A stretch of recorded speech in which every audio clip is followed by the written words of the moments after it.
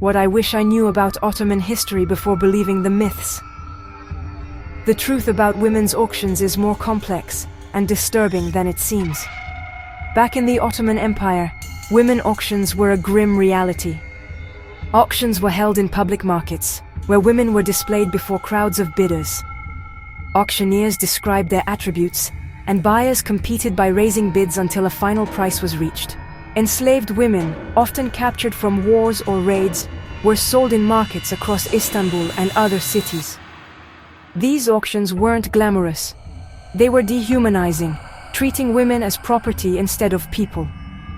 Buyers ranged from wealthy elites to members of the royal court, and women's fates depended on their beauty, skills, or even just their age. Before making a purchase, buyers closely examined the women, assessing their physical health, teeth, skin, and even posture. Sometimes, women were forced to parade naked before the crowd, their bodies scrutinized for any flaw or sign of strength. In some of the most invasive moments of these auctions, buyers would physically examine every part of a woman's body, including her most private areas, under the guise of assessing health and fertility. This dehumanizing practice was both humiliating and traumatic for those subjected to it. Women were often rated and valued based on physical features considered desirable at the time.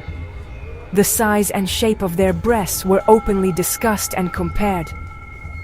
Even the color of their most intimate areas was scrutinized, with lighter tones often being preferred by buyers.